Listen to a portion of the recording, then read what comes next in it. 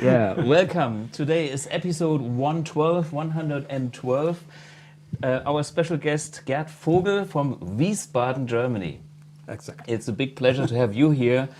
As you can see, Gerd is the real deal slide player, old school, and we have a bunch of Vox amps here in the background. He was playing the one in the corner, I guess, over there. It's little the hummingbird. We have a few birds here. Yeah. It's a 68 Italian model, I guess. Okay. Yeah. So the Vox history, from what I remember, is GMI was Vox has been produced by different factories. Yes. And they started in the UK with the earlier ones, like your, what is it, 64? 64 or 63, I don't know exactly. Yeah, it's like mine behind me, this one, the open one. It's the same kind of front front panel look. So we seem to have the same year in amps. So today's is a very special episode with 3 Voxes in one room. And so my Vox is not feeling so alone with your 2 Voxes on your side. And we choose that song because you like Rory Gallagher. Yeah, of course. He was my first big hero. Yeah? And he was maybe the first with Bullfrog Blues, for example, where I thought, wow, I want to play slide. Okay. And this is something kind of pretty rare today. I mean, there is Derek Trucks playing slide. Oh, yeah, beautiful. He's really good. Yeah. He's kind of the new generation. But when we look at Rory Gallagher, I think this was kind of the second generation after blues. So the old blues guys, there were some slide players I'm not so familiar with.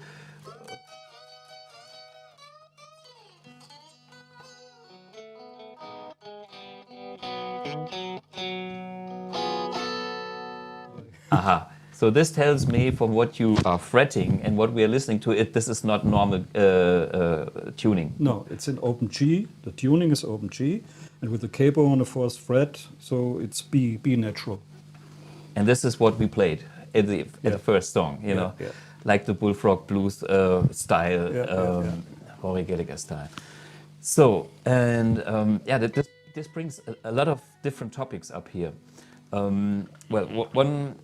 We dive into the Vox amps later.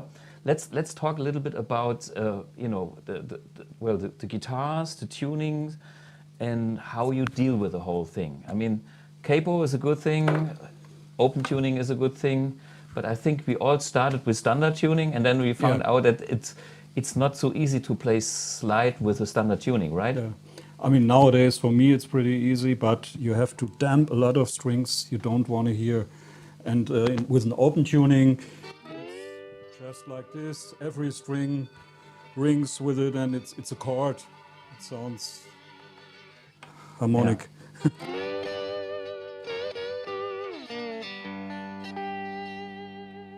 And also in this tuning, a lot of Rolling Stone songs are written from keys. Of course, yeah. Oh.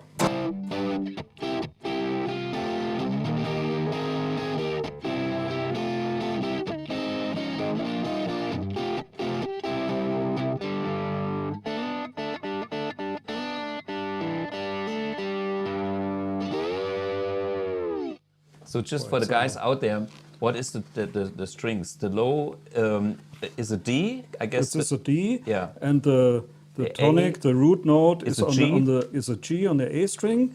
The next 3 are D, G, B, like normal tuning. Yeah. And the high E string, it's in D again. So you have 3 times the D.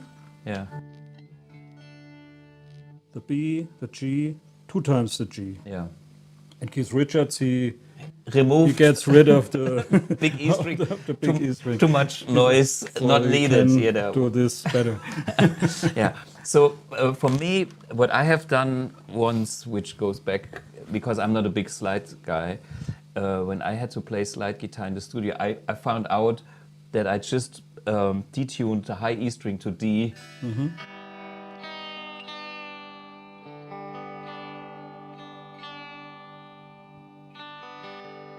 So sorry, I'm floating, so I'm not in Yeah, tune with okay, you anymore.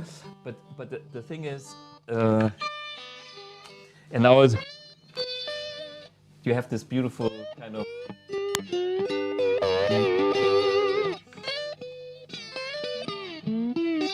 Yeah. Okay, that helps a lot. So that's was kind of a thing. How to have a minor tweak only with one string and kind of get into this world. Yeah. But with a open complete open G tuning, it is the real thing, of course. But besides the open G tunings, any other tunings you're playing? Yeah, like open D, which is like open E. It's basically the same, only you tune lower one step. And this is like when you imagine an E chord, just normal E chord. Yeah. This was my first experience when some American guy told me that the slide players, they tune different. And I said, huh, what? And he said, yeah, they tune it to a chord. Yeah. And I could imagine this E chord, so I tuned the strings up till it sounded like E. But I prefer to tune the other strings down. And then if I need an E, I put the capo on the second fret. Okay, so you make an open D tuning, but using that E chord shape for, as kind of a reference. The D is, I can tune it. It's an A.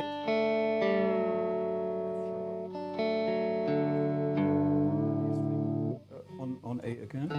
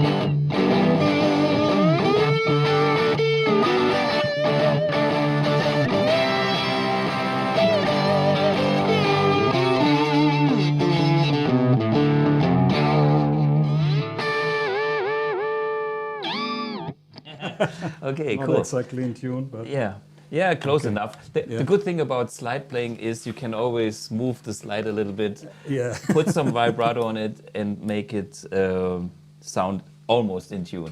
But that's part of being a slide player, is also to play with the tuning. I mean, it's not like fretting; it's a different art.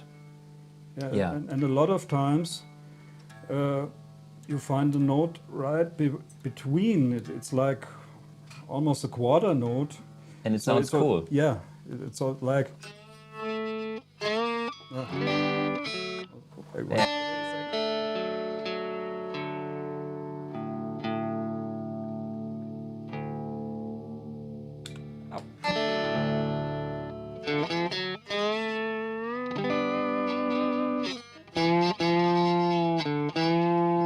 Like this one. Is it like?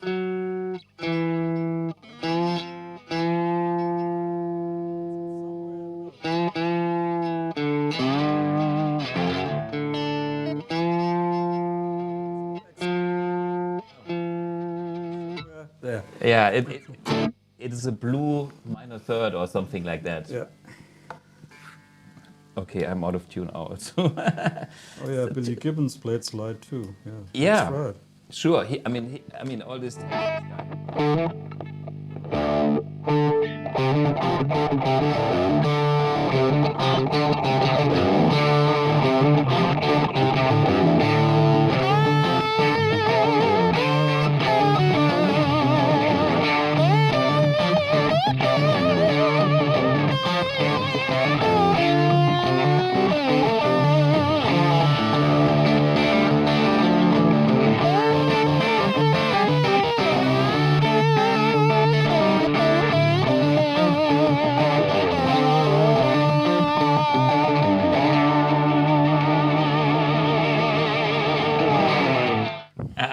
Okay, in sync. Do we have any other questions here? Okay, one more. Bill Wren, you'll see today Amp1 can do Vox very good. Yeah, this comes in a minute. Billy Gibbons played slide 2. Yeah, Ace Frehley. Yeah, Ace Frehley, the guitar player of Kiss. Talk to Me is open tuning. Sure, nice. Before we move on, what are your secret slide weapons? I can see there is a whole arsenal. Hey, you have the same. This one you have as well. Yeah. Aha, so we have at least one in common. So we both have. Mine is a bit bigger. Okay, of course. Well, okay.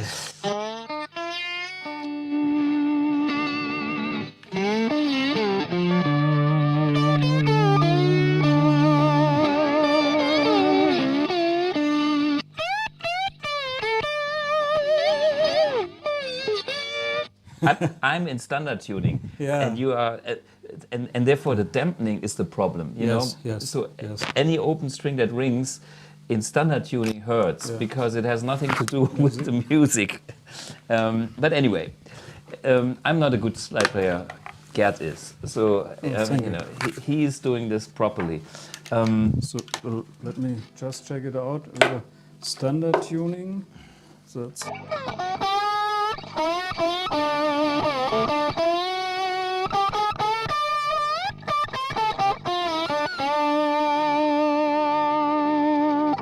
but I have to mute a lot of strings. And I also use the fingers from muting. Okay, D. So when I have my pick still in my hand, but I'm using my fingers to pick, and then some. But as soon as I lose the dampening, it's messy, you know. So therefore, I prefer like you to use the.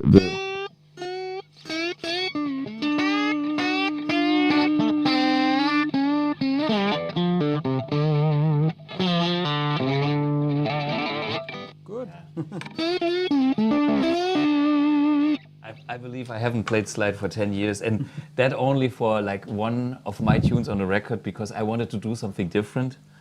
I think, wait a minute, do I still have my record somewhere? Ah, it's here, wait a minute.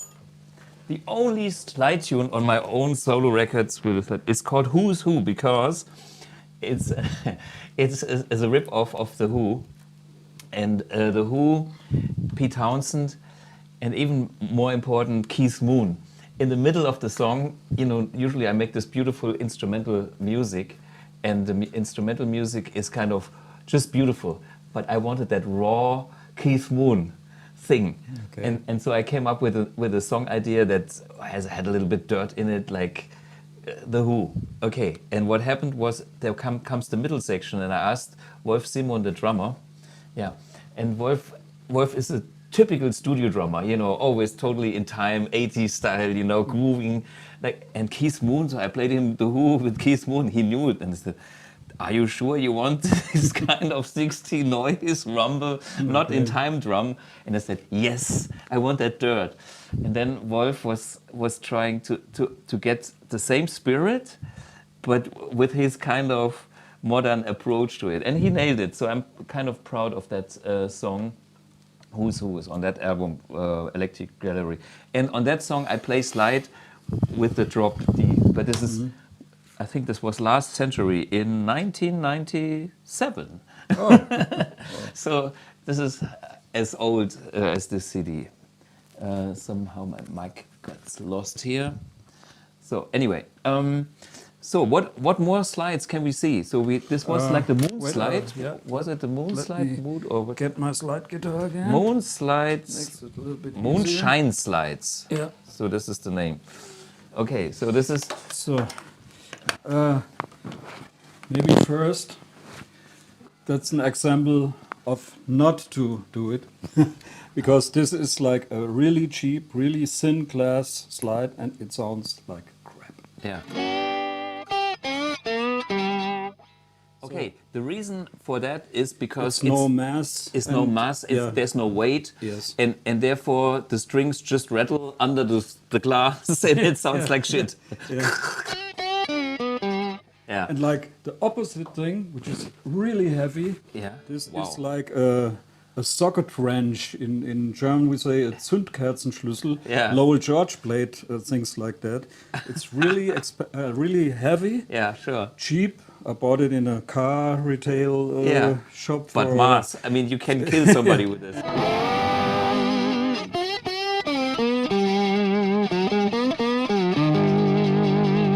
Oh yeah. Endless sustain. Yeah. Yeah, but it's half a kilo, I guess. You know. Then we have like a Dunlop. It's a copy of this Corey pill bottle. Yeah. Like Duane Allman, Derek Trucks, Yeah. they all play them. It's like.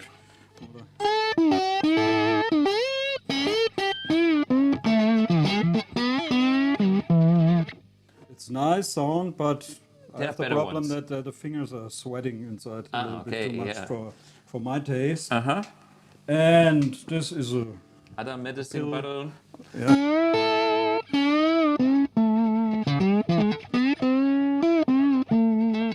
So aspirin and heroin and whatever medicine.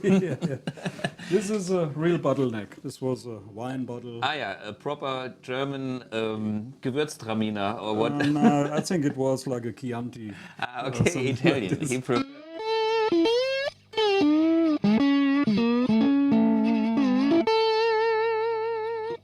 yeah. And my favorite slide, it's from a company in Germany. They called Daddy's Slides.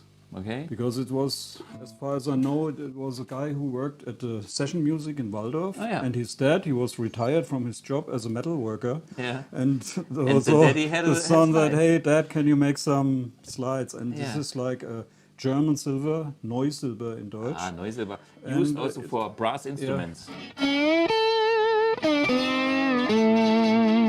Oh yeah. Yeah. Has a lot of sustain, Yeah. thick tone. Yeah. Nice. This one was given to me from Chris Jones, who's not living anymore, unfortunately. And he gave it to me as a gift. And at first I thought it's a little bit heavy. And I had a glass slide and I played. And the next song was a slide song. And I looked over to my amp and the slide was gone and it was on the floor in pieces. Then I took this one and got applause on my solo. And I said, okay, this is my slide now. And this one doesn't break because it's No. it's metal. It's Yeah, not yeah, glass. yeah. Okay, I have just to show you this very thick thing. I think who was who? Some guy from Texas gave it to me. I'm not sure, but it sounds. It's kind of heavy, you know. If you feel it, it's.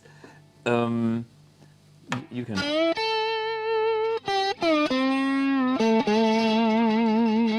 Matt Smith gave it to me. Now I remember. Matt. A lot warmer. Scheiße, I like it. So Neusilber rules. Neusilber. And that's the stuff that is also used with, I know, brass, trumpets, and some instruments, brass instruments, they use this material. Okay. And then I had some funny things like this, but it's like, what can I do with this? It's like more like a bandage for your finger if your finger is broken. It's supposed to be, I can still fret, and then it's a different thing. Well, you have to find for yourself. But I think there is a rule of thumb, which means the heavier, the thicker, the better. Not really. Not really? I mean, no.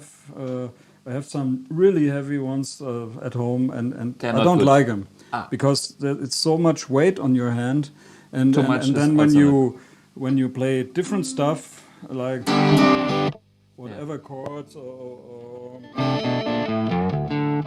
you always have this heavy thing hanging here. So, but it's a matter of taste. Yeah. I mean, if a guy comes with hands like this, maybe It works. It works. Yeah. Okay, so if now you know something about slide guitar. That's a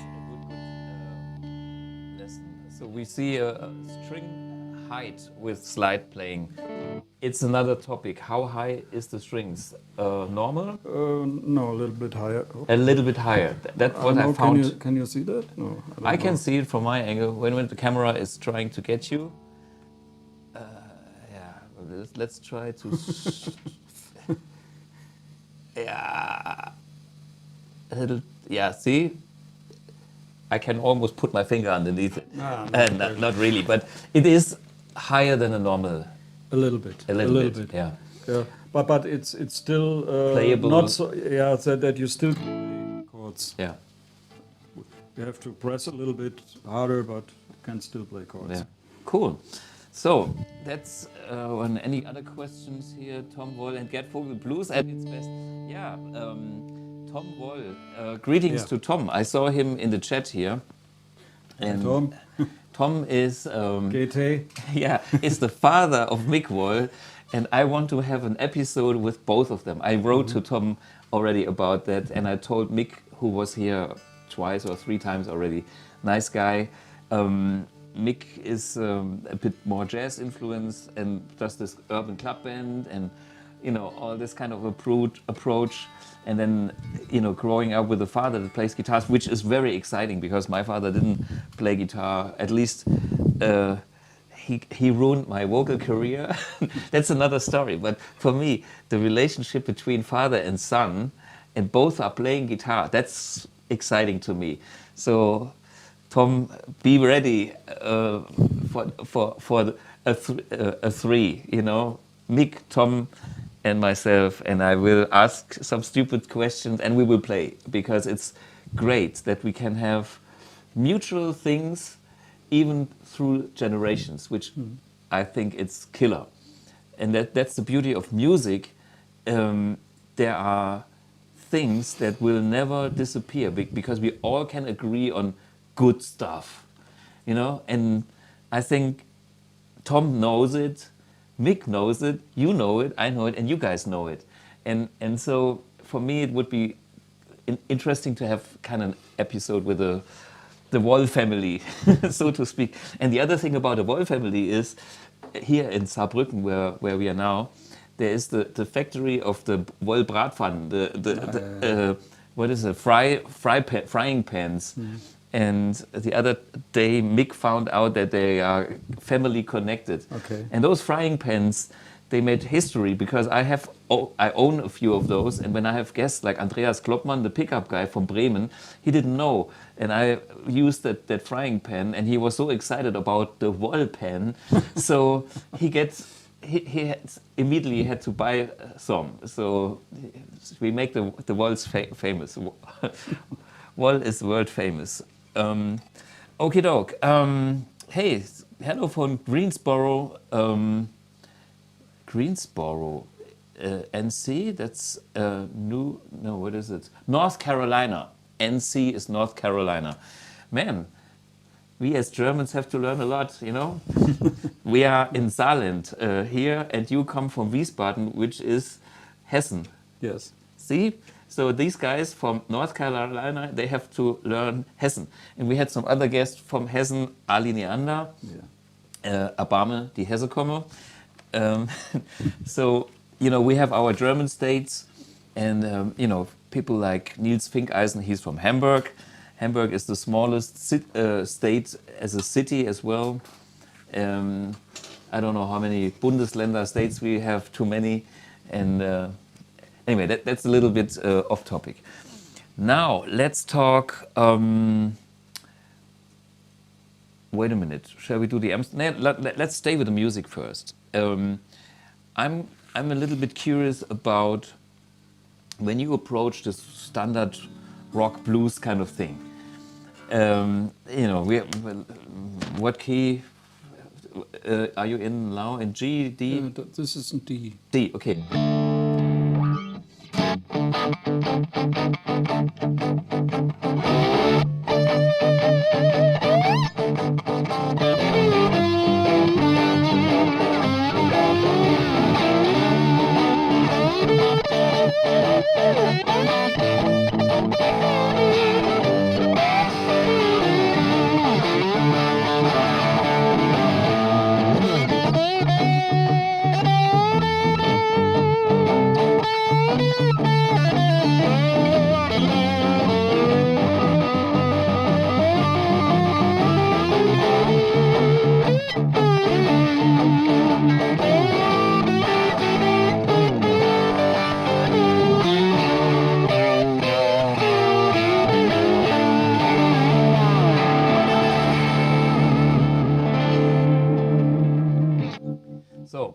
Okay, with a slide, nobody knows really what kind of notes you are playing because it's like a slide. But when you play with regular fingering, is it like on a blues like that? Do you play the? It doesn't sound like that. What would you play scale-wise? You mean when I play in a normal tuning? Yeah. Okay, let me get the other guitar. Shall we swap to this one? Because I think that's also a nice little thing where I can tell if somebody is experienced or not. Let me change the setup a little bit here. Okay.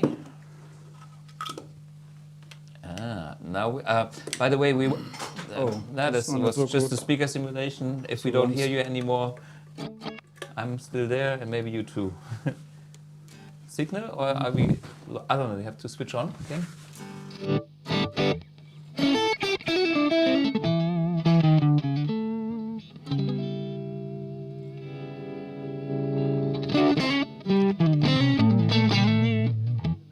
Okay. Yeah.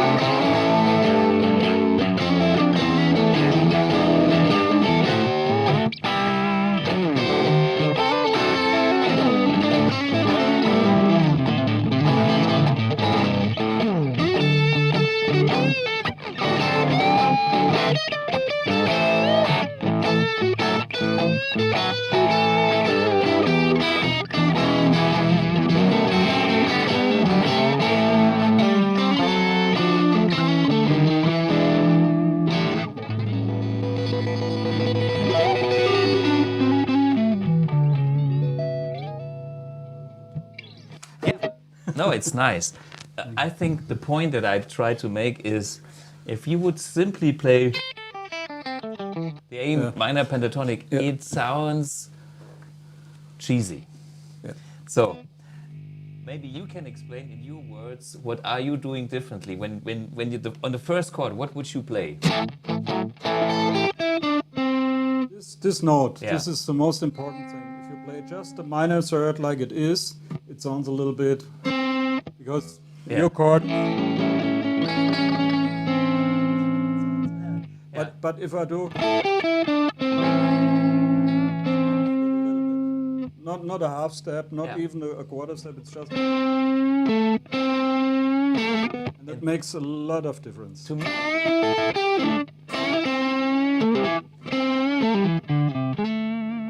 to me, that's the major point here, because people, they don't listen and simply play the scale without listen that it hurts. That this note is not bent in a way to make it fit. For me, there's the quality of the blues players, old school. They hear the difference and they know that something needs to be done with that note. Yeah. And you know, guys like you know that, or you probably thought when you played an unbended note, or like a straight C over the C sharp of the A major dominant 7 chord, it sounds shit. So there's the difference. When I come to a jam and I hear the typical and like, aua. It's like, don't do that to me. You know, this is kind of the worst thing. And it just takes 3 seconds. And it's like it's like you have a conversation and somebody says a shit word. And it's like, oh man, sorry. This is all the rest can be beautiful, but you know, there's this one thing, don't do that, you know.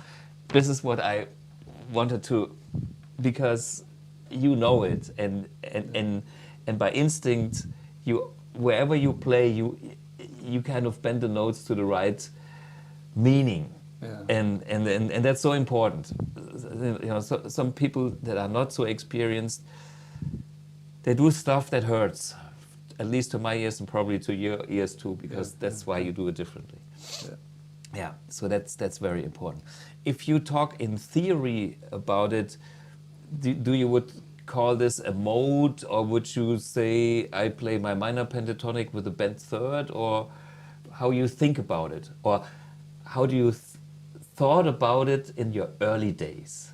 Because you know, you grew up in whatever 70s.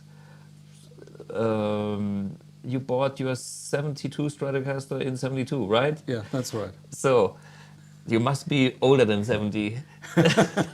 I'm born in 55. Okay, 55. This was still P90s in the Les Pauls. Yeah, so you are a single coil man by birth. Anyway, Hamburger was invented 57. But when you started to play the guitar, how did you think about what are these guys using for solos? What was the first things that you found? And I'm not sure. Very long ago. As far as I remember, of course, the pentatonic. And then I found pretty early that it's, for me, when I used, in case I would use just the pentatonic, try to avoid this one, unless it's a quick, that's okay, but so I take like the next box, and I also here I have the opportunity to G. Also again.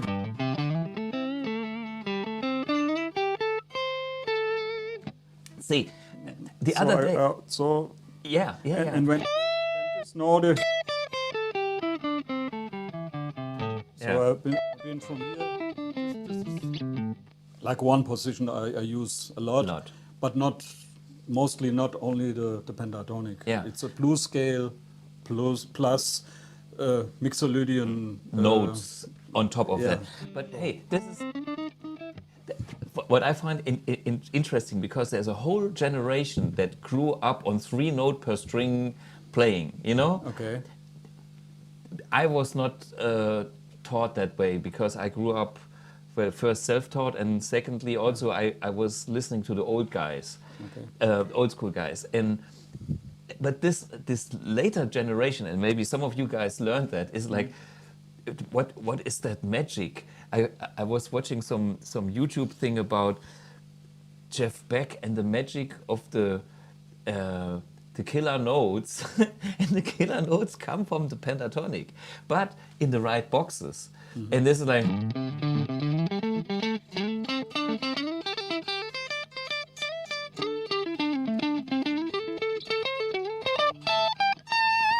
no? Yeah. So, but that's a different approach from. Okay, yeah, we have the wrong amps for that anyway. But 3 note per strings, and then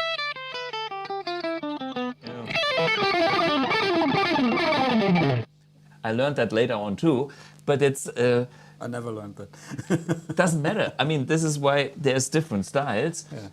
But the guys that came from the 3-note per string approach, they don't get this box kind of thing. And so for those who come from this 3-note per string, think about what Gerd just showed you. And again, this is kind of a very logical thing. You have like boxes in like 4-note. You know, there's tons of licks.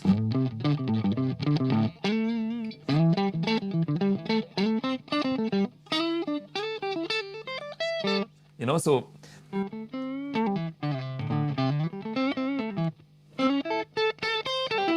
yeah, and this is another one. So I Yeah. had The major third, yeah. I also use, of course, the blue note, Yeah.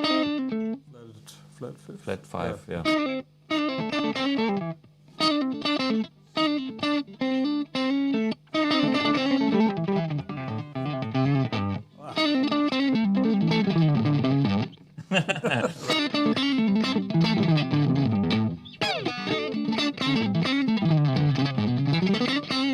Yeah, but anyway, this is the trick here is like to have this, do something with the third, do something.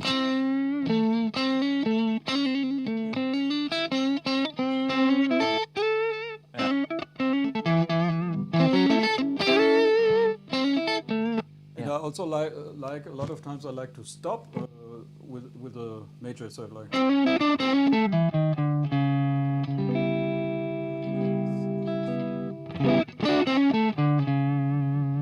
Yeah. Like it. Okay, that's a quick lesson how to do blues rock the proper way, because you listen to this original style of Rory Gallagher a lot. Just for example. Yeah, for example, and of course all the others. Yeah. I mean, in when you listen, what other guitar players would you name? Clapton, Johnny Winter, B.B. King, the old blues guys, all three Kings, and Freddie. Yeah, Freddie, Albert, Albert King, yeah. and millions of players. And for a while, I was into Southern rock, especially the Allman Brothers band. Yeah. I was a big fan of Dickie- Duane Allman and Dickie Dickie Betts. Betts.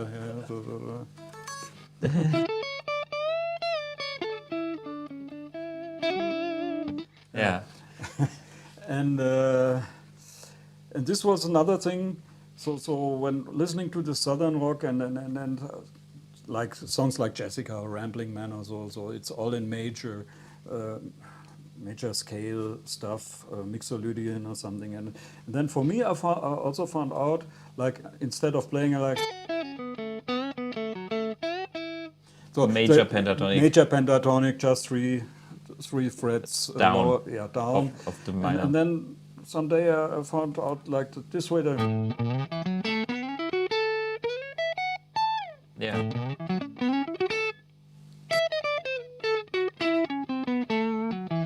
You see, I always put some notes in between. Sure. This is almost always, it's almost the BB King.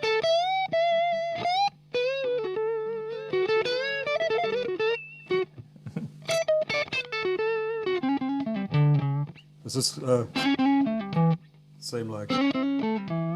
Sure.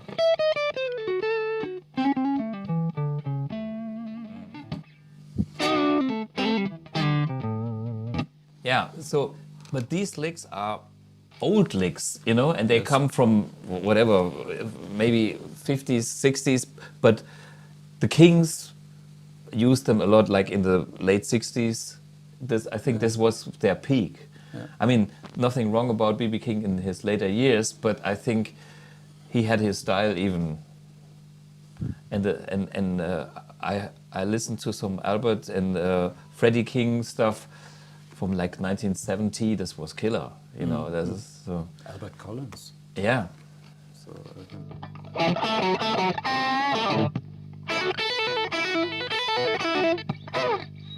stuff like this. Yeah.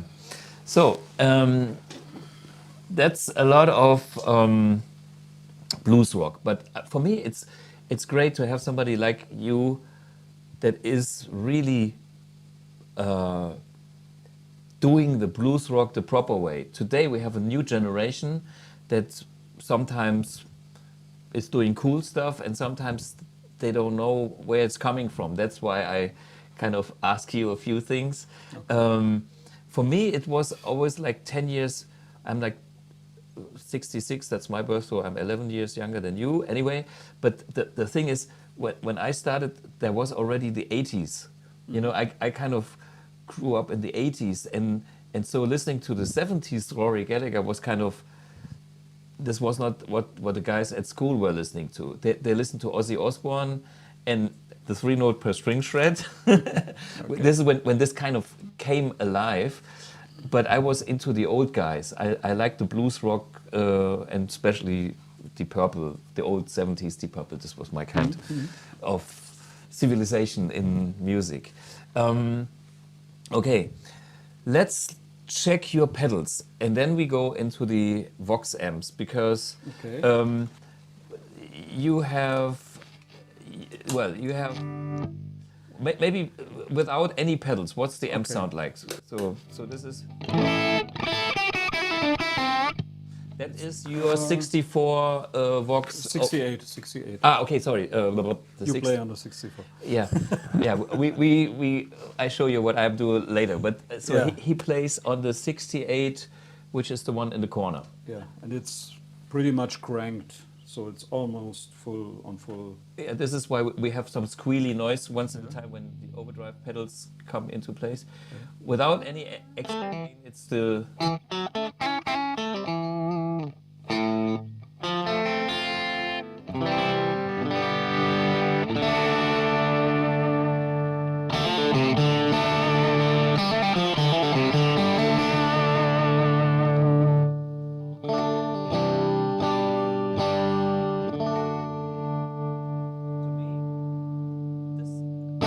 Sound, the hum, because when we have the hum, it makes the voices. We have a gate. Sorry. So okay, so this is a Vox AC30 as it should be, cranked, hot, driven, nice. No? The real deal. This is an amp that you own for 30 years, 40 years? Forever, yeah. Forever. Did you buy it in 68 or? No, it was maybe in 71 or something, like 1 year before the slide guitar. I had the amp first. Ah, the amp came first. So, okay, so this is Gerd's amp, and now I will try to reproduce. You play the amp, and I will try to reproduce the sound on the Mercury. So this is.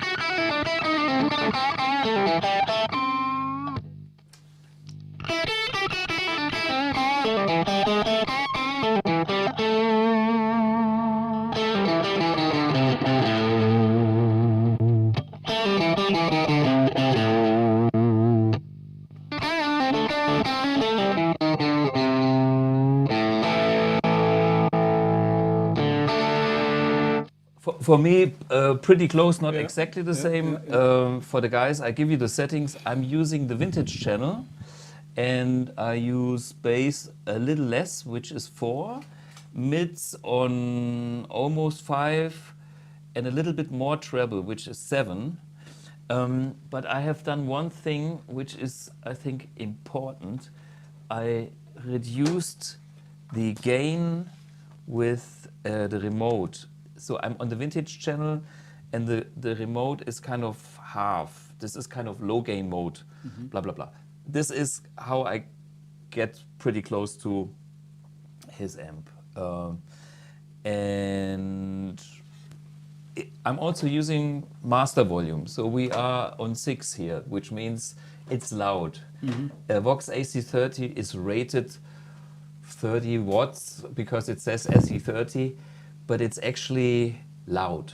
Yeah. It's a loud 30 watts. Yeah. It is, and the amp is maxed. It's like full power. So this is what it is.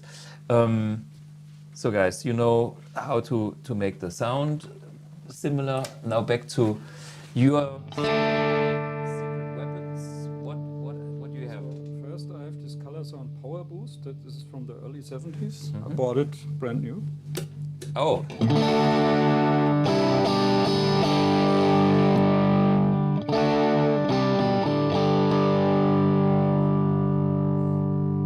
And if you turn the guitar down,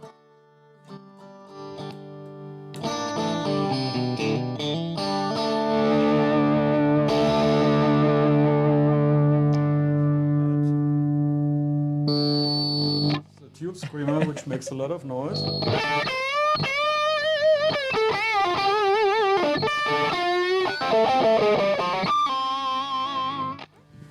Yeah. Or I have this wonderful Vemuram Jan Ray. Yeah.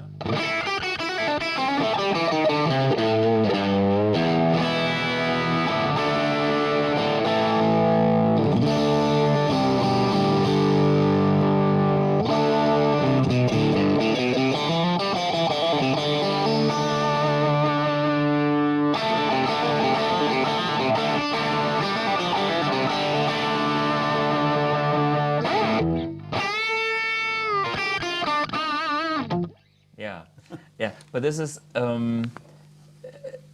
compared to the Tube Screamer, it sounds a bit warmer, maybe not as honky in a way. Yeah, it has a lot more bass. Yeah, So this Tube Screamer has this mid hump. It's all like this, and the Yeah. other one it's like more. this. It Yeah. also has a nice mid range, but yeah, it's a little bit expensive. But I got a good deal with a good friend of mine.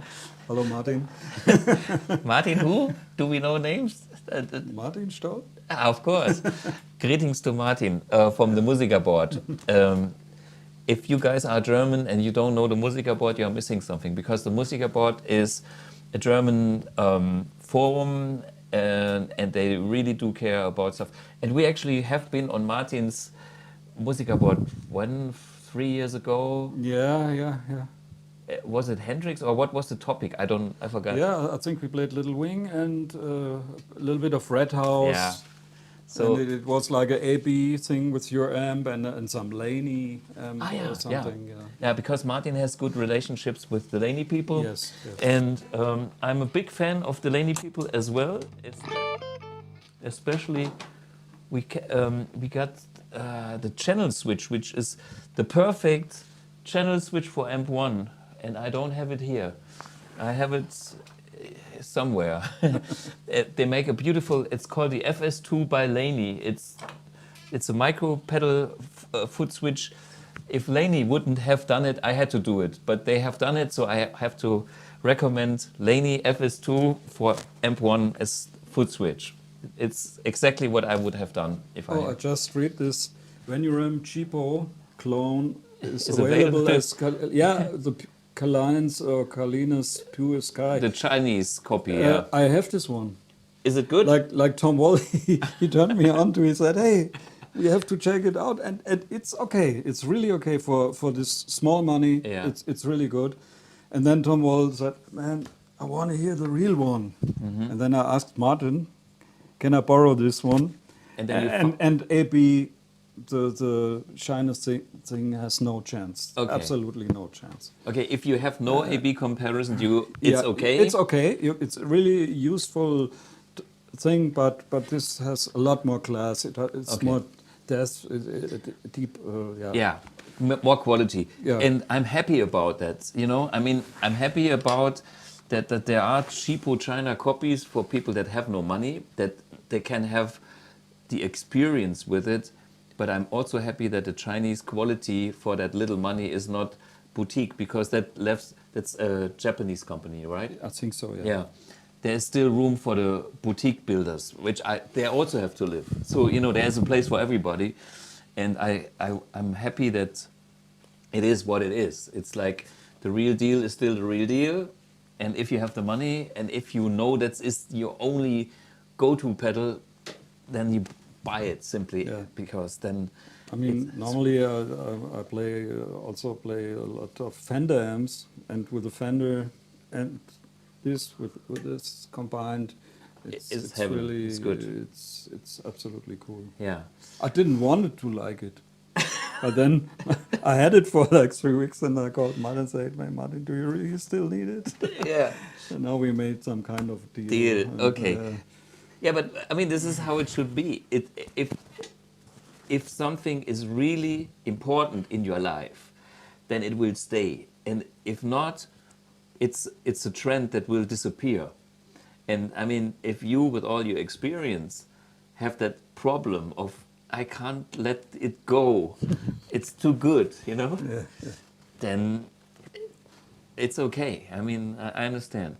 Okay, so we had like the Ibanez Tube Screamer, but this is a TS9, right? Yeah, that's an old one. Yeah. Yeah. For me, the whole Tube Screamer thing is crazy, because people pay a lot of money, ridiculous money.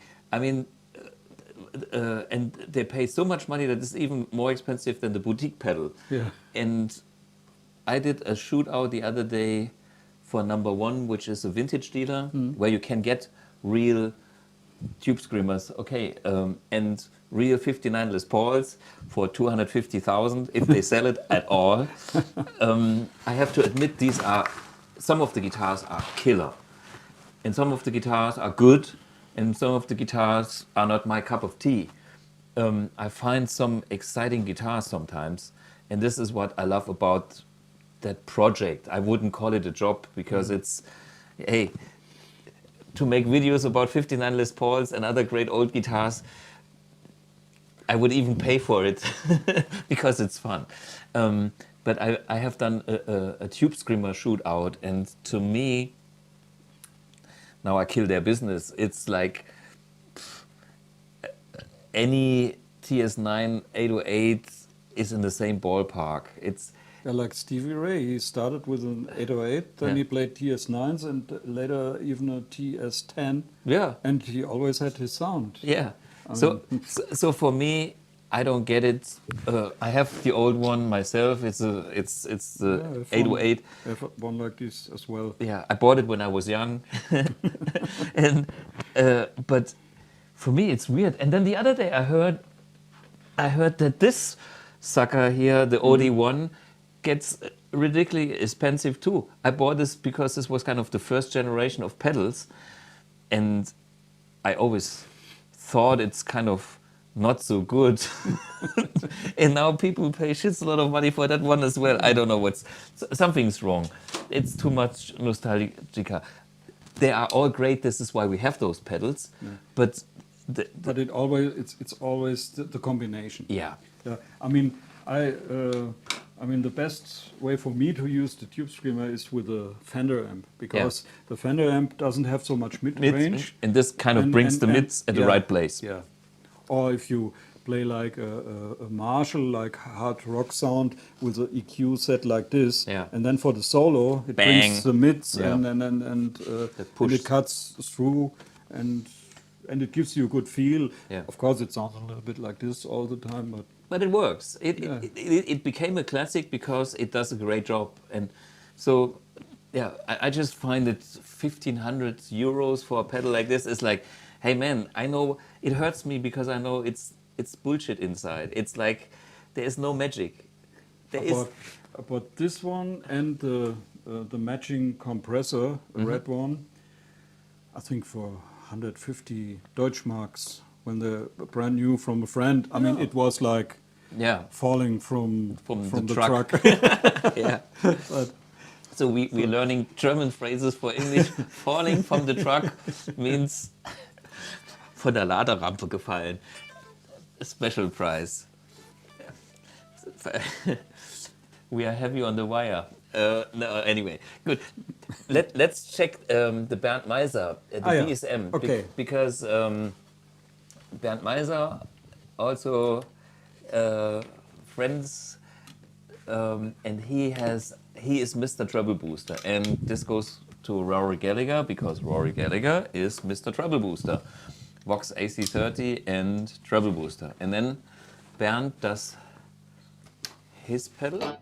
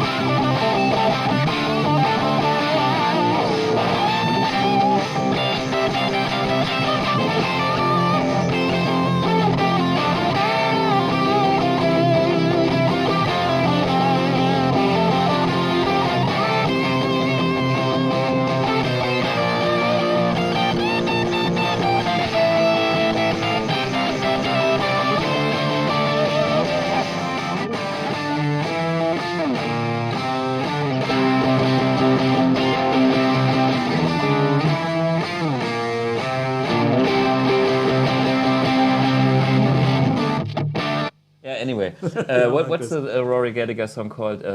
Shadow Play. Shadow Play, yeah. I used to play it, but I forgot it. Same here. I mean, I played it last century. I think it was in my teenage years, and then never again. Yeah. But this is a great song by Rory Gallagher. I just remember the bridge part with the F, C, and then one weird chord change. But Rory Gallagher always had special things in the song. Yes. And bridges and then stuff like this. Real compositions. Yeah. So I mean, maybe the main theme is not so complicated, but there's always a trick because Rory Gallagher was actually. Hey, we have to talk about Rory Gallagher for a minute. Rory Gallagher was a kind of the real deal rock guitar heroes, I think, in the 70s, because I mean, Ritchie Blackmore, my hero, was a guitar hero as being the solo guitar player only, but Gallagher was a guy that he was a singer-songwriter, and he was a great guitar player. His performances were high energy. Yeah. He went for it. There was no prisoners, you know. He played for 3 hours. Yeah, and he meant every note. I mean, and this is why he used a bunch of amps and a treble booster and everything on full, you know.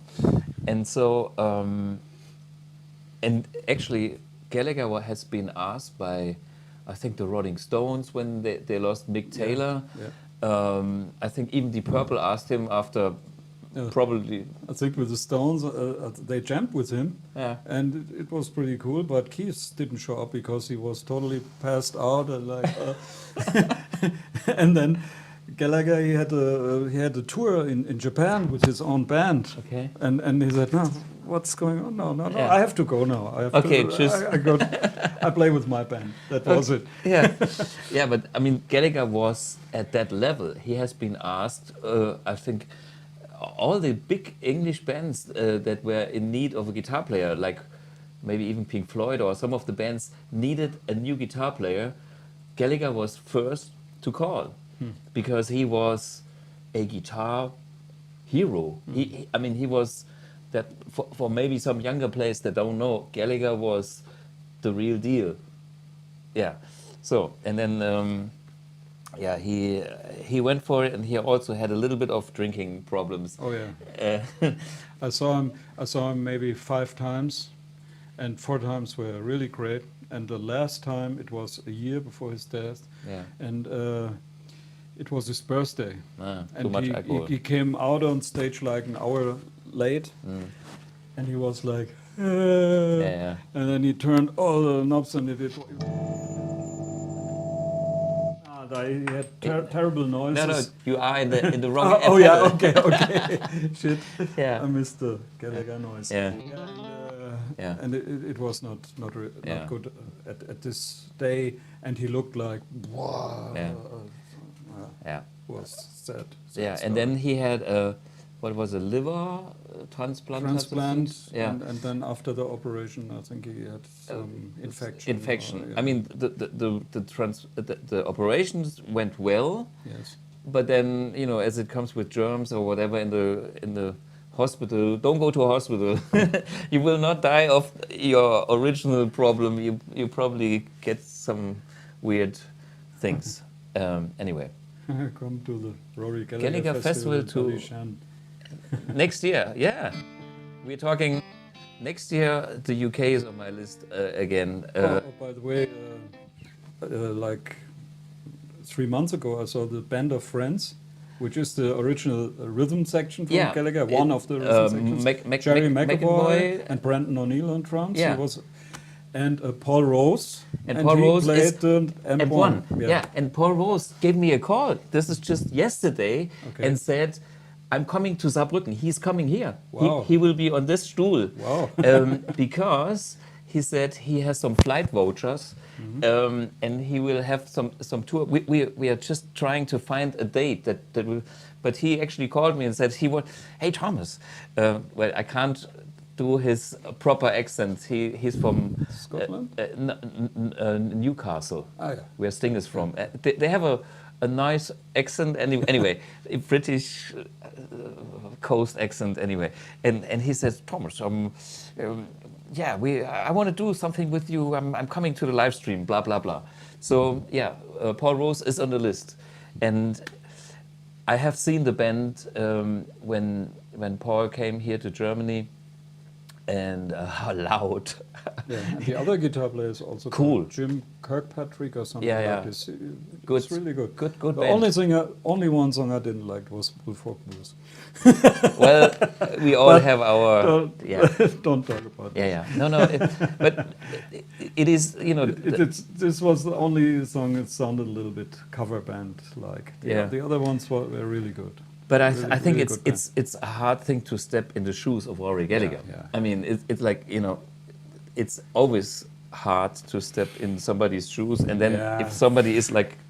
I mean, I had the experience, I was a big, I still am a big Stevie Ray fan. Yeah. And in like 20 years ago, and I played a lot of his licks. And we had a gig with the Sunnyland Blues Band in Mainz, and it was a great night. And one guy, I think he was from South Africa, he said, "Hey, Stevie Ray Vogel!" And it was meant as a big compliment. But I thought, no, this is not what I want to be. I don't want to be a copy of somebody. And even I play a lot of Gallagher licks at the moment, but this is only just a little thing because I grew up with it. But normally I play different stuff. You play like you play, and we all have our influences. But I know this is hard with people, tell you, and they are so. I mean, they mean it in a positive way, but it kind of hurts the artist. It's like some. I have been mistaken for Satriani because I played some melodic ballad kind of thing like 20 years ago with my instrumental album, and said, "You sound so great. You sound almost like Joe Satriani." And it's like, hey guy, it's okay. I'm happy that I only sound almost like Joe Satriani. At least there's the last 5% that makes it myself, my own. Leave me. I know what you mean. It's a nice one, but it's, I hope we all have our own voice, and we, in the end, it's, if somebody plays melodic guitar, it's not Santana and Satriani only. There's more people, and there are nuances. And for me, it's like some people told me I would sound like Jeff Beck. Nobody is Jeff Beck. You know, Jeff Beck is Jeff Beck, and he is, to me, still God in a way, because It's just the way he touches the guitar, playing with the fingers and doing all these weird things with the whammy bar. Yeah, that's. Yeah, This is actually maybe one of a few persons I really admire for this work with the whammy bar. Normally, I don't like it for myself. Yeah, yeah, and the thing is, you know, by the way, he's turning. His birthday is pretty soon. It's the 24th. Okay. And today is, I think, the 22nd. So I think in 2 days is Jeff Beck's birthday. And talking about birthdays, I think in another episode we had Lenny Kravitz. We played some Lenny Kravitz, but we missed because we've been at the NAMM show. Tom Morello. Someday I will do something on him. Tommy Emmanuel had birthday. And I had the pleasure to play with him, and I was... Yeah, didn't you play this Cause We Ended as Lovers or something like this? I saw it on in YouTube, yeah. I was... I mean, Tommy Emmanuel is such a great player. Killer. Yeah. I mean, much better than any of us. Any. In a way, you know. And then I had to play acoustic guitar with him, which was kind of... I had to suffer, because he is the master and I'm not. And then as an encore... that was in a festival in the Netherlands. They asked me if I would be joining in again with him. And I said, can I please play electric? And I asked him, can we play Cause We Ended? And hey, this is a song that is being great with Jeff Beck. Yeah. So but it was composed by Stevie Wonder, I think. Yeah.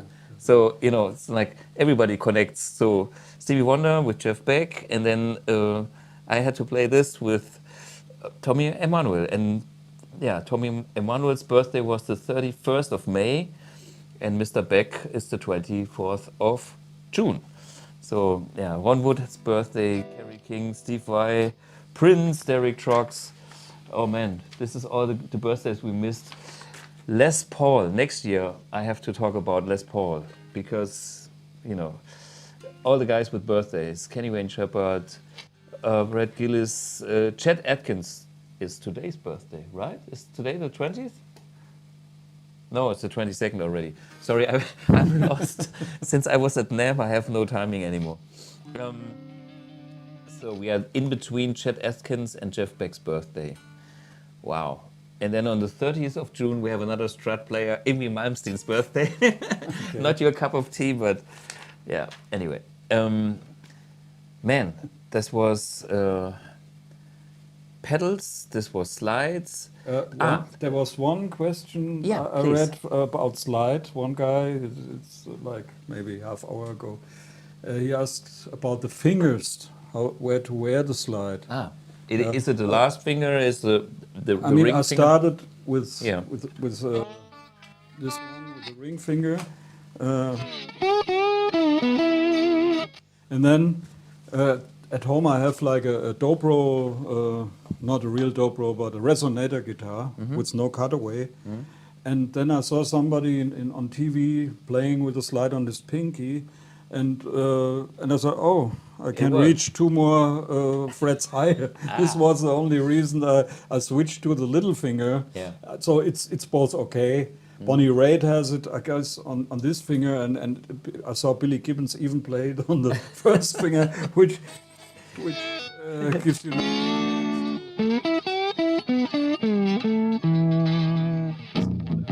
It's good, but I would prefer like the ring finger or the pinky. Yeah, I think that makes sense.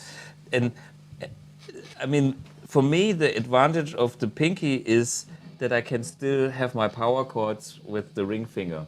And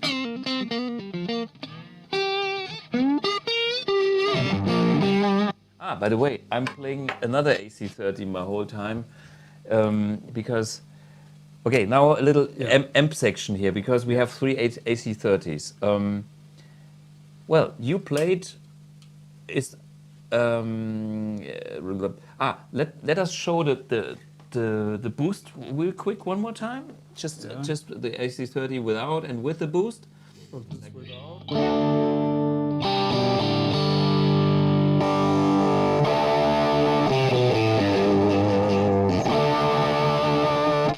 Okay, for me, I want to know if the amp 1 does the same. So Okay.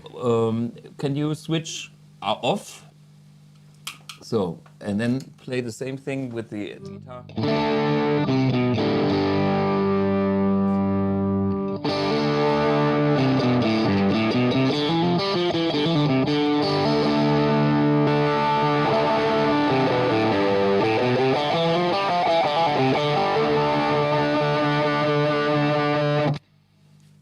Okay, works too. Absolutely. Okay, now I have another AC30, which is in loop 3, which is my AC30. Can you play?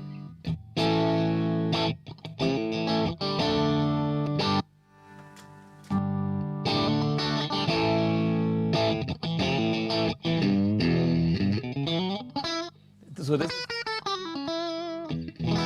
this is a pretty clean setting.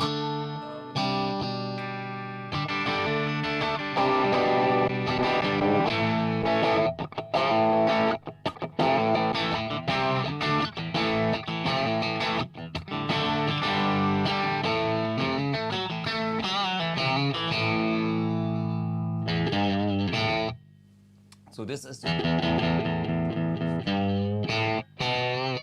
this is.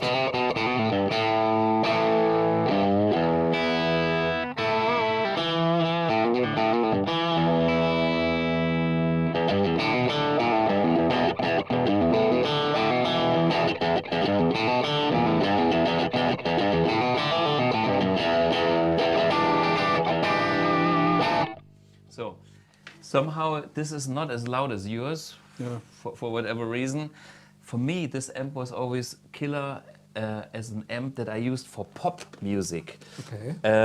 Because I show you my beautiful tremolo.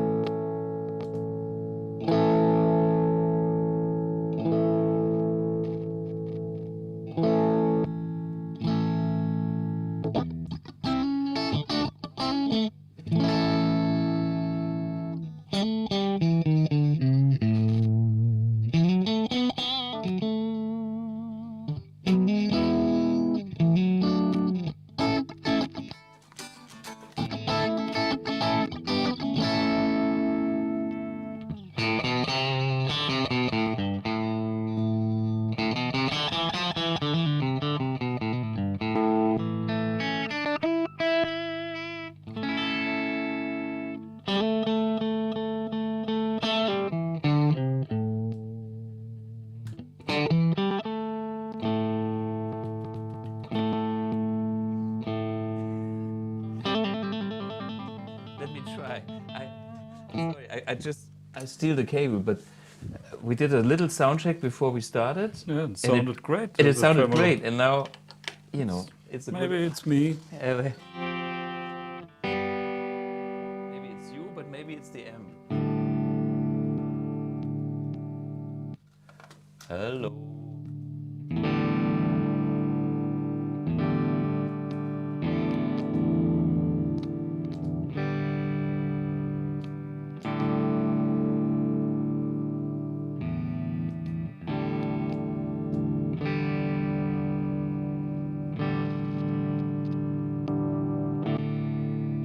No, No, the tremolo is gone. only works in the afternoon. Yeah, the thrill is gone. You know what, guys? We do something else. We compare your Vox with your Vox. So we have an A/B switching system. That, okay, I give you the cable. Okay. And now what I'll do is something else. I will simply unplug this one. Simply unplug. Haha. That's a joke internally because wait a minute. I put this to standby. Where's the speaker out? There's the one on top. Okay. So because our video guy Lucas his dad has a band. It's called Simply Unplugged.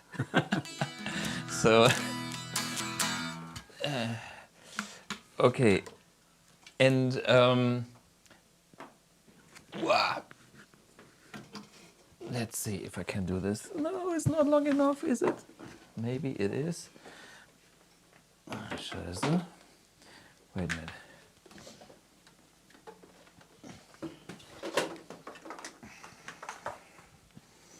Sha-la-la-la-la. One sec.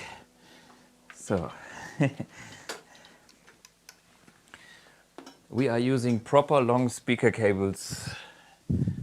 And so this one goes here.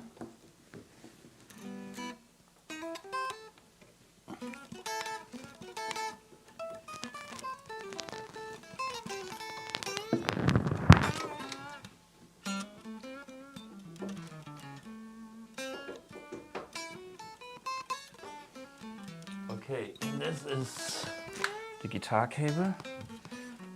Everything is kind of in this corner. So now we are here. Now we switch it on. And now you have the mastery of 3 amps, 2 AC30s and 1 amp 1. So this should be the one.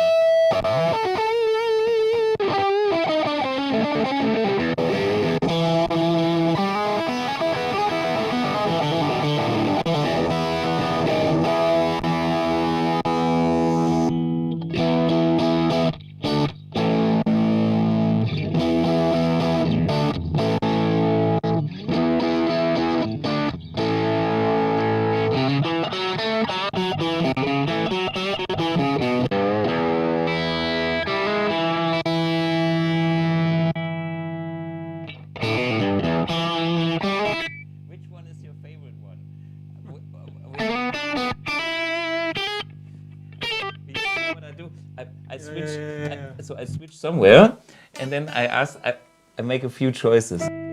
What is this?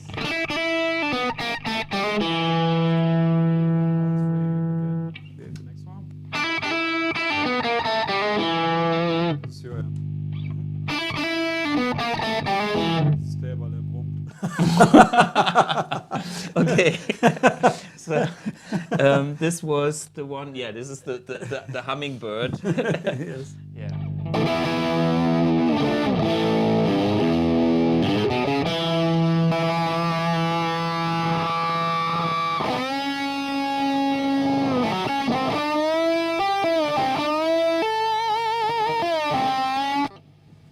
Okay, so you know where Queen comes from.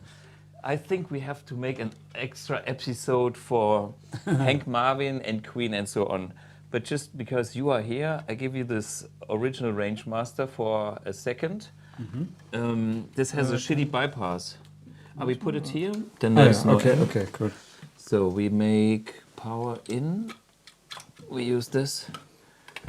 And this is the output, which is kind of shitty because it's usually has a long cable that goes into amp. And so, and if we have a bad connection, I use your cable to isolate. Okay, maybe that works. Maybe not. Wait a minute, let's see. Come on.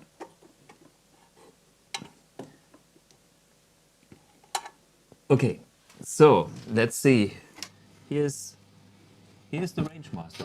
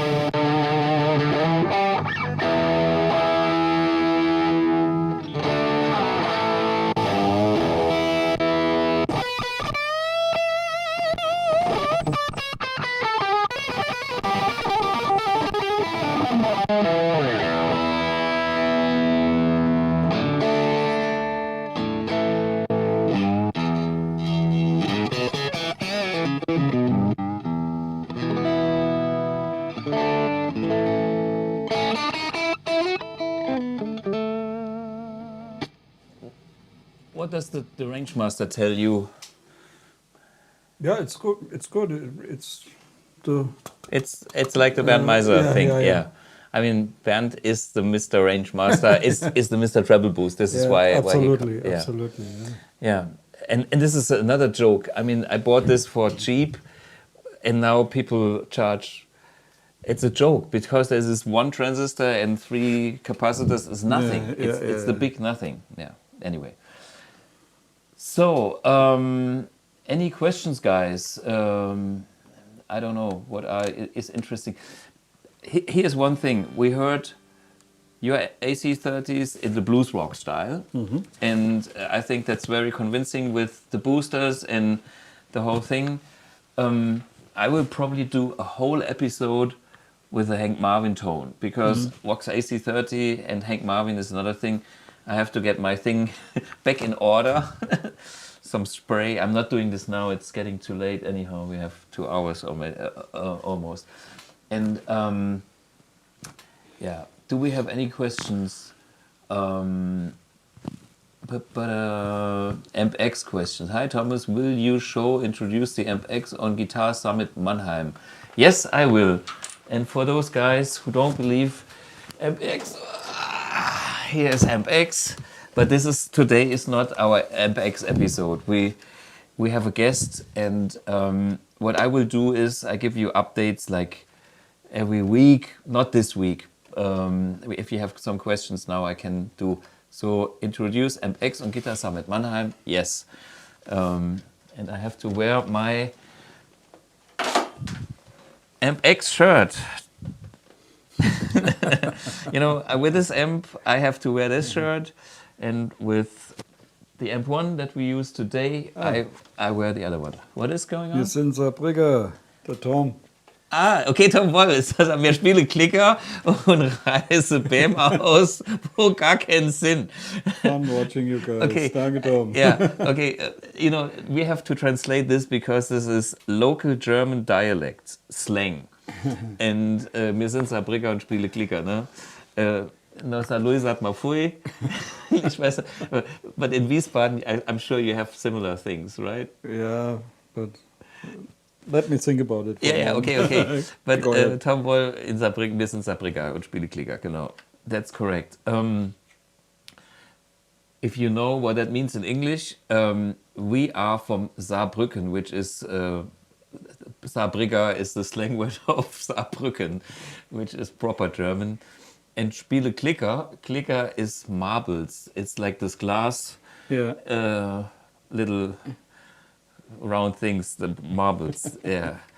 Wir reißen BAM aus. We are pulling trees. Like we are very strong, you know, and we are doing that where there are not even trees. So it's a rhyme in German, local slang and stuff. I like all that kind of stuff with dialects in German and sometimes even Austrian German, which is also great. And it adds something to the local color. And I like it also in the Hessisch. Ne? Erbarmen die Hesse komme. Ne? There's the world famous rap. Was machst du mit deinem Plattenspieler? Kaputt. You know, Das hat dann der Papa da. Der Papa in der Tasche. Ja, genau. Hat dann der Papa die Flasche. Nee, so yeah. We have to get proper people to rap that in German, which is cool. So watch out, guys. And by the way, I know that we have a lot of viewers in the US. When I was at the NAMM show, I had a bunch of people coming to the booth saying, hello, I watch your Academy of Tone, everything. So we teach the Americans the local Saarbrücker and Wiesbaden slang, which is totally cool. And I want to learn your things, as I want to learn also, you know, all this kind of UK English slangy things, which are totally interesting. I love it. Okay, next question here. I was late. Did you already talk about Blackmore maybe using AC30 in the studio machine head? What are your thoughts? I can tell you that Blackmore is using a lot of Vox AC30 in the studio, and some of the most famous tones of Blackmore has been AC30s. If you listen, for instance, to Highway Star, the rhythm guitar, dung, dung, dung, dung, dung, this sounds AC30 all the way through. A Marshall, I think the solos could be Marshalls, or is a different sound, I don't know. But I know that Ritchie Blackmore was a huge AC30 fan, and he always took his AC30 to the Marshall factory, asking them, can you do a Marshall sound like that? Because there was a certain transparency, elegance in the tone that he liked. And he achieved that with the later major amps a little bit, and his kind of tricks with the tape machine, the Iowa, you know, there's another replica of that from Bernd Meiser. And I have this one. And as we can all see, we are all big fans of these pedals. And Bernd Meiser in particular, because he makes this kind of preamps very authentic. And Ritchie Blackmore used that kind of stuff. Okay.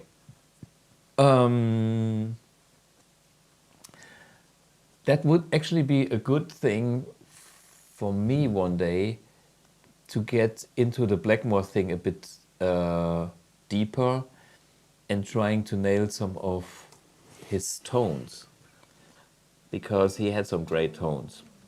It's a great thing. But AC30 is definitely one of the things that he used, I believe, even in the early 70s and 72 Machine Head and 74 maybe.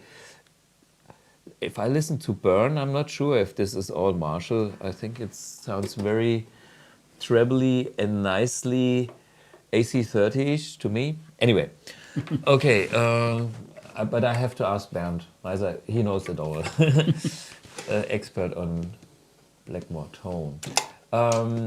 So, Watch UK, really pleased with my Amp 1 Silver Edition. I thought I bought it as a backup amp, and the classic channel sounds so much like my 78 Marshall GMP Master, yeah, the 2203, that I use it and leave the GMP in the car. Yeah, of course. It's designed to be very close to these amps and saves a lot of weight. Robert Price, I heard Blackmore was using AC30s maybe even to the early 80s for recording. I think so too. When I listen to Blackmore, I hear a lot of AC30, and that's live, it's a different thing, but in the studio I can hear a lot of AC30 there. And another, I know Blackmore's drummer, and it's all angled today. Of course, it's angled today. He has a signature head, and he plays a combo and stuff like. You know. So Robert, you must be from the UK then. I only know Blackmore's former drummer, Ian Pace. I had the pleasure to play with him once. Nice guy. So you know he's not new drummer. Okay, Dominic Pöli again for the Blackmore thing. The G12H nails better than the 12M speaker selection. That's another thing. Going into speakers. Speakers are so much of the tone. If the speaker is the wrong speaker for your setup, forget it. Yeah. Brian May only plays AC30s, yes, and a Rangemaster Treble Booster, and he says it's his sound. And he got it from Gallagher. See? A young Brian May was in a Gallagher concert and said, "Hey, Mr. Gallagher, how do you make the your sound?" He said, "Yeah, crank the Vox, use the normal channel, and take this Treble Booster." Yeah. And this is what Brian May still uses. Does. Yeah, and see, this is a magic combination, and because it falls apart, but this is only cosmetics. But we have to make. It happened to me also 3 times. I have to glue it back to the housing.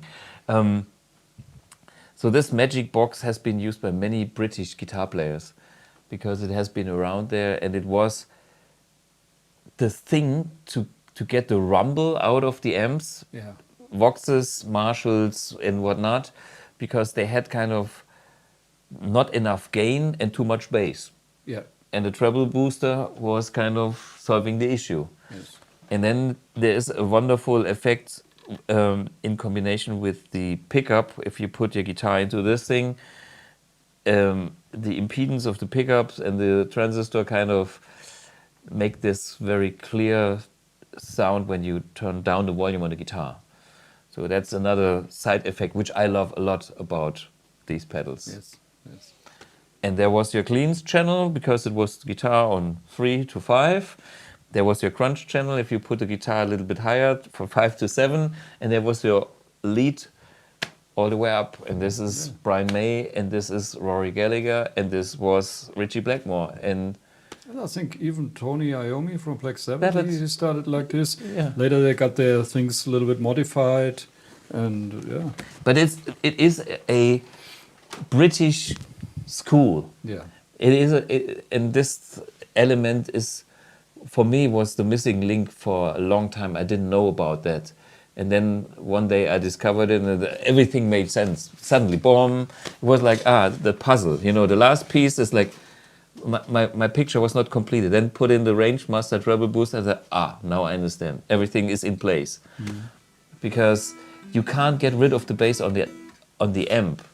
It needs to be in front of the amp with that kind of pedal, which is not even a pedal, but a box. So what are other questions? David Keith, Rainbows, and original Connecticut. Okay. Brian May, okay. The current drummer, okay. Ersetzt der, okay, a German question about Amp X. Ersetzt der Amp X die Amp 1s? Ich denke, wird eine Waffe. Ja, okay. Komisch, dass Houston Kettner jetzt mit dem Ampman und Stompman um die Ecke kommt. Okay, very German. I translate to English. Will the Amp X replace Amp 1? I would say no, because they will coexist. The problem is, I don't know which t-shirt I will be wearing. Probably I wear a 1 in the front and an X on the back. So if you smell funny, you change the shirt? I change the shirt. Yeah. For me, you know, the Amp 1 is just an amp, and it has, versus an AC30, even more channels and reverb and effects loop and all features. And there are so many people out there that don't need all the whistles and bells of the Amp X. The Amp X is for people that want a lot of pedals and functionality and need programmability and all that stuff. Some people coming from like digital products like a Helix, for them this is the relief because it's analog, and this is such a great thing when you come from this end. If you just need a great amp, hey, we heard great AC30s, we heard the Amp 1, weighs nothing and does the job. So why should I discontinue Amp 1? It is a classic already, and I'm happy that I have a few customers that like it and use it instead of their whatever holy grail amps. All good. So the answer to the question is Amp 1 will coexist with Amp X. So next part is it's a weapon. Well, don't use it as a weapon. This is it's like the clicker in Saarländisch, double meaning stuff. And funny that Houston Kettner is doing Ampman and Stompman. Yeah, the company I used to work for as a freelancer for 27 years finally do similar things, but I had to split because they didn't want to do it what I do. And I told this many times, I had to do it myself because somebody had to do it right. And this is what I'm doing. Okay, answer to this question. So last 2 questions here. Okay, Vivian Campbell's tone, yeah, that's something for some other episode. Are you familiar with Vox versions of Marshall AC50? I think AC100 and Vox Marshall tone stack or I once played this Vox AC50. It's totally different from AC30s. What do you know about it? Not very much. Same here. Didn't Paul McCartney even play bass on one, or the AC100? Yeah, probably. Maybe. And I never played one. I have no idea. I played one and it didn't touch me. Yeah. So I forgot about it. I mean, they exist. Maybe we have to revisit it, but for some reason nobody made them really famous. So I think they are not so cool. Maybe I'm wrong, but usually I have friends that come, I have the forgotten amp, it's the AC, and then they come with something like 15 with the EF86 input, blah, blah, blah, and that's the secret weapon. So, but I've never heard anybody come around with an AC100. Yeah. So it's probably great for organ or whatever. Okay, will we get an amp one that is based on Fender tones, Bandmaster? Actually, I had that idea, but later. It could be possible, and I had this idea, yeah. Let's see, first MX. We can't do all the products at once, we have limited capacities. True reality. Don't discontinue amp 1 Mercury. Just let people turn off the analog IR in the Iridium. Yeah, I hear you, I agree. And for those guys who can't do that, use a standard DI box like, well, the one that was sitting here and is now somewhere else. A standard DI box does the job for the IR thing. Nikos Politis. From electronics perspective, Vox design better than others. I mean, no negative feedback. Hey, is that better? No. It's a unique design. And what is better anyhow? It is electronics. They get hot because they are nearly class A. They have their character, and whatever it takes to get a certain character, including the no negative feedback, the current feedback, makes the sound, and that's why we love certain amps, because they have a sound. And that's a matter of taste. I mean, some people like sushi, other people hate sushi. And it depends on what style of music you play. Yeah. I mean, I have like these 2 Voxes, and I also have like 3 Fenders. Yeah. And also like old Marshalls. I have more old Marshalls, you have more Voxes. But it's cool. This is because we are slightly different. It depends on what type of music you're playing. And I play in different bands, and so I take different amps. Hey, you know what? We have a song. Oh. I forgot about it. I thought this was the end. But we have another song. But you need you need an amp. Yeah. Do you have sound? Are you connected to anything? Yeah. You are. So, this is this one. It's the Brummer. The Brummer. You want to play the Brummer, but I need an amp. Yeah. You want to play the other one? Oh, I don't care. No. It's for me. It's okay. But this is now also the switching system. Wait a minute. To play, I have to get. I'm confused. Wait a minute. I need a speaker cable that was in this amp, and this is here. Okay. Wait a minute. Okay, I'm not. Okay, if you get me this cable on this side. Okay. So, You know, now we make it quick and dirty. I play this amp here. Okay. And I plug into the speaker here. I will plug the guitar straight into the input because you are... Okay, you are the Mr. Squeal. Yeah, but it doesn't squeal as much as the other one. So, where are we going? Okay, I got...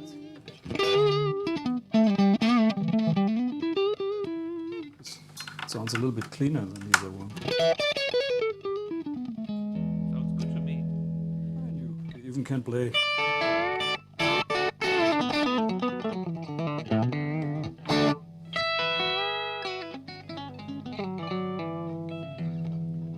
I have a sound.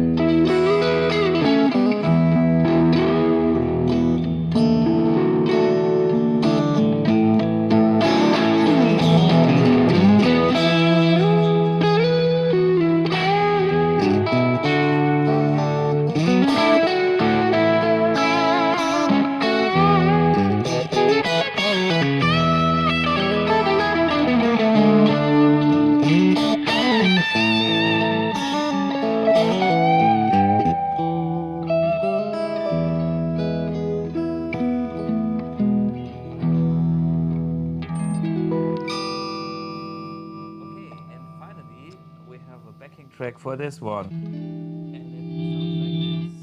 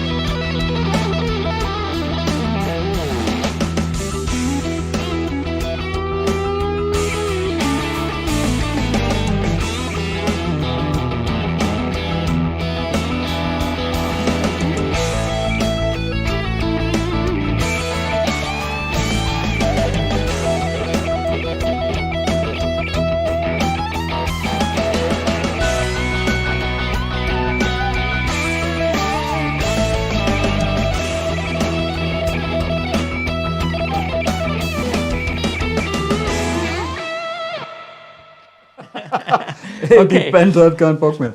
Okay. So this was the end of the band and this episode. Yeah, this was actually fun, especially with the intro. You know, we had no idea. And I'm looking at your guitar and think it's mine, but it's not. It's a little bit dirty, but yeah. So for those who have not subscribed yet, I see the sign. Yeah, I always forget this: subscribe and hit the notification bell. But subscribe is more important. As Rick Beato always says, but he has 3 million followers. We have only 300. No, anyway, no, we have more, but this is not the point.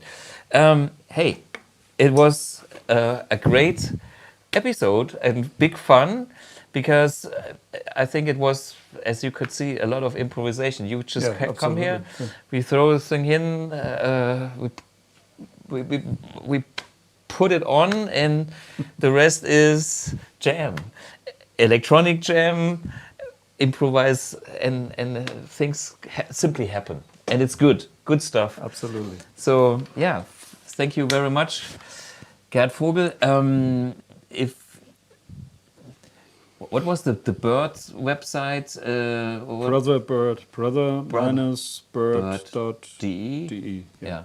So there's an older website which tells you a little bit more about Brother Bird.